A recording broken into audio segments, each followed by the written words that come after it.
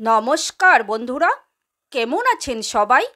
রত্নাস কিচেনে আপনাদের স্বাগত। আজ আমি আপনাদের সাথে একটা ইভিনিং স্ন্যাক্স রেসিপি শেয়ার করব, পাউরুটি দিয়ে ডিমের চপ। আপনারা বিকেলে টিফিন হিসাবে বা সকালে নাস্তা হিসাবেও আপনারা এটা তৈরি করতে পারেন। আশা করি আজকের এই রেসিপি আপনাদের ভালো লাগবে। যদি ভালো লাগে লাইক, কমেন্ট, শেয়ার করতে ভুলবেন না।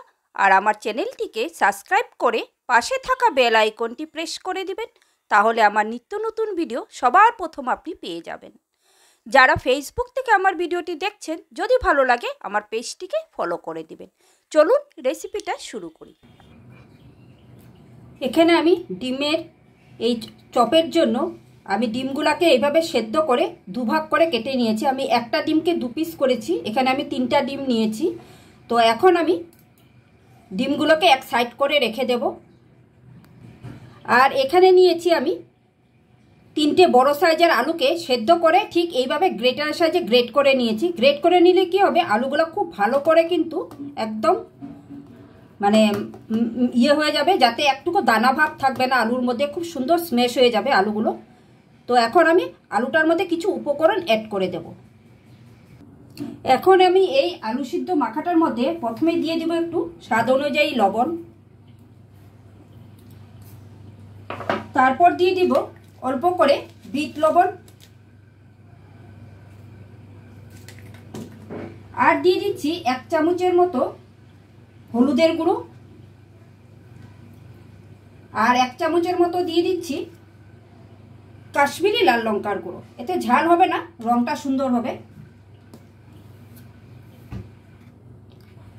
এখন এর মধ্যে দিয়ে দিচ্ছি আমি 3টের মতো রসুনকে এভাবে কুচিয়ে নিয়েছি, রসুন কুচি দিয়ে দিলাম, 2টো কাঁচা লঙ্কা কুচি দিয়ে দিলাম, আর দিয়ে দিচ্ছি একটা পেঁয়াজ এইভাবে একদম ছোট ছোট করে কুচিয়ে নিয়েছি। তো আমি এই সব উপকরণগুলো এর মধ্যে অ্যাড করে দেব। আর দিয়ে দিচ্ছি কিছুটা ধনে পাতা কুচি,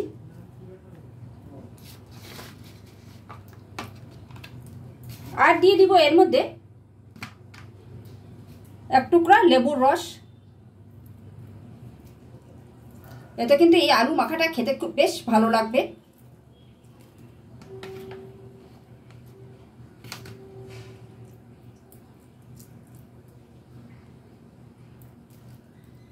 এখন আমি এই সব উপকরণগুলোকে খুব ভালো করে কিন্তু হাতের সাহায্যে মেখে নেব।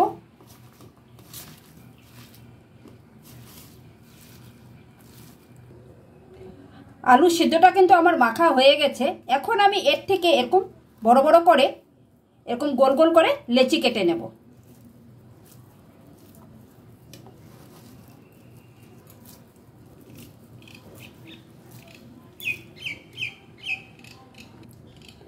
লেচিগুলো আমার সব কাটা হয়ে গেছে। এখন আমি একটা লেচিকে এভাবে হাতের মধ্যে নেব, নিয়ে প্রথমে একটু ভালো করে গোল করে নেব। গোল করে নিয়ে হাতের মধ্যে নিয়ে এইভাবে একটু চেপটা করে দেব, দিয়ে একটা ডিমকে এর মধ্যে বসিয়ে দেব। বসিয়ে দিয়ে এই আলুটাকে ভালো করে এর মধ্যে কিন্তু মুড়ে দেব। এটা কিন্তু দেখেই বুঝতে হবে কিভাবে করতে হবে, এটা কিন্তু বলে বোঝানো যাবে না। এই দেখুন কিভাবে আমি আলুটাকে পুরো ডিমের সাথে সিল করে দিলাম, ডিমটা আর দেখা যাবে না।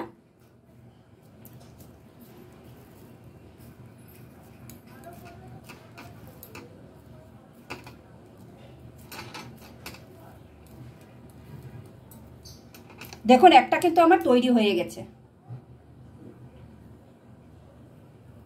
তো এইভাবে আমি সবগুলো করে তারপর ফিরে আসছি। আলু দিয়ে ডিমের ভেতরে স্টাফিংটা আমার তৈরি হয়ে গেছে। ভেতরে ডিম দিয়ে আলু দিয়ে স্টাফিংটা করে নিয়েছি। এখন আমি এগুলোকে একটা সাইড করে রেখে দেব। আর আমি এইভাবে চ্যাপটা চ্যাপটা করে করেছি, আপনারা আপনাদের পছন্দ মতো শেপ দিয়ে এই চপের শেপটা দিতে পারেন। এখন আমি এটাকে একটা সাইড করে রেখে দেব। এখানে আমি একটা পাত্রের মধ্যে কিছুটা পরিমাণ জল নিয়ে নিয়েছি। আর এখন আমি এই জলের মধ্যে এরকম একটা স্লাইস পাউরুটি নেব, নিয়ে ঠিক এইভাবে খালি জলের মধ্যে জাস্ট দেবো, আর সঙ্গে সঙ্গে কিন্তু জলটাকে এইভাবে নিংড়ে সব বের করে নেব। যতটা হাতের সাথে চেপে চেপে পারবেন জলটাকে এইভাবে বের করে দেবেন।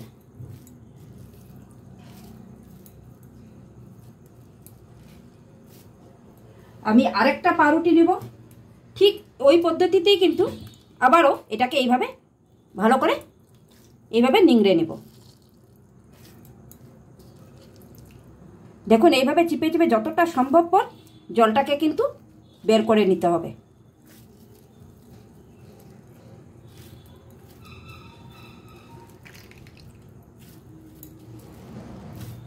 এখন আমি এটাকে এইভাবে হাতের মধ্যে নিয়ে নেব, নিয়ে এই যে ডিমের যে একটা চপটা তৈরি করে রেখেছি সেটাকে ঠিক এইভাবে দেব, দিয়ে চারপাশ থেকে আর উপরে আরেকটা যে পাউরুটি ভিজিয়ে রেখেছিলাম সেই পাউরুটিটাকেও দিয়ে দিব এইভাবে, দিয়ে চারপাশ থেকে এটাকে এইভাবে ভালো করে একটু মুড়ে দেব, সিল করে দেব আর কি। এটাকে দেখে বুঝতে হবে, এটা বলে বোঝানো যাবে না। ঠিক এইভাবে মুড়ে মুড়ে এটাকে একটা ভালো করে সিল করে দিতে হবে। এই পাউরুটিটা এই আলু আর ডিমের উপরে এইভাবে একটু কোটিং করে নিলে কিন্তু চপগুলো খেতে কিন্তু অসাধারণ লাগবে। এই দেখুন এইভাবে কিন্তু আমি ভালো করে চেপে চেপে তৈরি করে নিচ্ছি। আর এক একটা চপের সাইজও কিন্তু অনেক বড় হবে। দেখুন এইভাবে কিন্তু আমি পাউরুটি দিয়ে বাইরটা কোটিং করে দিয়েছি। তো আমি এইভাবেই সবগুলোকে করে তারপর ফিরে আসছি। দেখুন আমি কিন্তু 4টের মতো তৈরি করে নিয়েছি। এখন আমি এগুলোকে ফ্রাই করব। তো তার আগে আমাকে একটা ব্যাটার তৈরি করতে হবে। তো সেই ব্যাটারটা এখন আমি তৈরি করে নেব। এখানে আমি বড় চামচের 4 চামচ ময়দা নিয়েছি, আর দিয়ে দিচ্ছি এর মধ্যে 2 চামচের মতো, মানে ছোট চামচের 2 চামচ কর্নফ্লাওয়ার। এই ময়দা আর কর্নফ্লাওয়ারটাকে প্রথমে একটু মিশিয়ে নেব ভালো করে।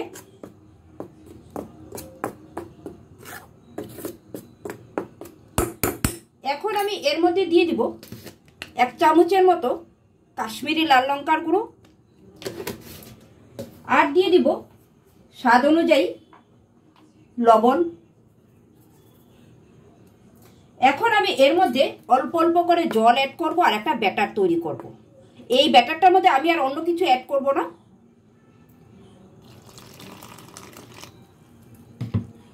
এখন আমি এর মধ্যে অল্প অল্প করে জল অ্যাড করে একটা পাতলা ব্যাটার তৈরি করব। ব্যাটারের কনসিস্টেন্সিটা আমি আপনাদেরকে দেখিয়ে দিব কতটা পাতলা হবে। ব্যাটারটা আবার তৈরি হয়ে গেছে। দেখুন ঠিক এরকম কনসিস্টেন্সি কিন্তু ব্যাটারটা রাখতে হবে, খুব বেশি একদম পাতলাও না আর একদম ঘনও না, কিন্তু ঠিক এরকমভাবে ব্যাটারটা তৈরি করতে হবে। তো এখন আমি এই আলু আর ডিম আর পাউরুটির চপগুলো ফ্রাই করতে চলে যাব। এখানে আমি হিটে একটা কড়াই বসিয়ে তার মধ্যে পরিমাণ মতো তেল দিয়ে দিয়েছি এই চপগুলো ভাজার জন্য, আর তেলটা কিন্তু আবার গরম হয়ে গেছে। এখন আমি এক এক করে চপগুলো ভেজে নেব। তো আমি এখন এই ব্যাটারটার মধ্যে একটা করে চপ এইভাবে দিয়ে দেব, দিয়ে উপর থেকে একটু ভালো করে এই ব্যাটারটার কোটিংটা করিয়ে নেব। দেখুন এইভাবে ব্যাটারের কোটিংটা করিয়ে নিতে হবে। করিয়ে নিয়ে তেলের মধ্যে ছেড়ে দেব। আমি একটা একটা করে ভাজছি, যেহেতু বেশ বড় বড় চপগুলো। আপনাদের যদি কড়াই বড় হয় তাহলে 2-3টে করেও ভাজতে পারবেন। এখন আমি লো টু মিডিয়াম ফ্লেমে রেখে এই চপটাকে আস্তে আস্তে ভেজে নেব। আর এইভাবে উপর থেকে অল্প অল্প করে তেল এর উপরে দিয়ে উপরে কোটিংটাকে একটু শক্ত করে নিতে হবে। আর এটা ভাজার সময় কিন্তু হিটটাকে কিন্তু একদম লো টু মিডিয়াম ফ্লেমে রেখে ভাজবেন, নাহলে কিন্তু মানে ক্রিস্পি হবে না। উপরটা তাড়াতাড়ি কালার চলে আসবে কিন্তু সেরকম মুচমুচে হবে না চপগুলো। আর এইভাবে উপর থেকে একটু তেলটা ছড়িয়ে দিবেন। এখন আমি এটাকে একটু উল্টে দেব। দেখুন এখন এইভাবেই মিডিয়াম টু লো ফ্লেমে রেখে এটাকে বেশ লাল লাল করে ভেজে নেব।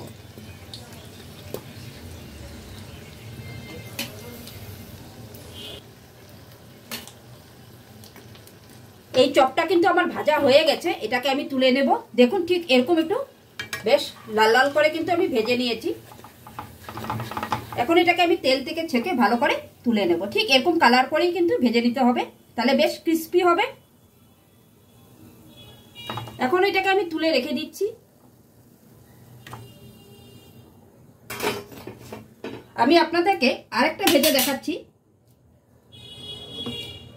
ঠিক এরকম ব্যাটারের মধ্যে নিয়ে আর উপর থেকে একটু ব্যাটারটা এইভাবে দিয়ে দিতে হবে,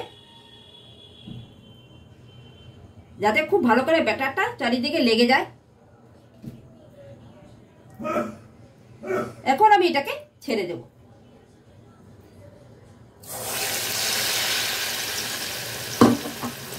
তো আমি এইভাবেই সবগুলো পকোড়া ভেজে তারপর ফিরে আসছি।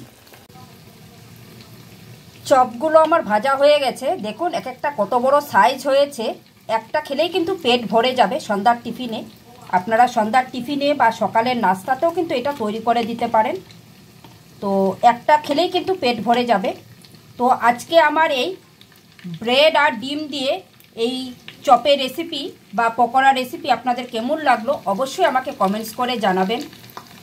আশা করি ভালো লাগবে। যদি ভালো লাগে একটা কমেন্টস করতে ভুলবেন না।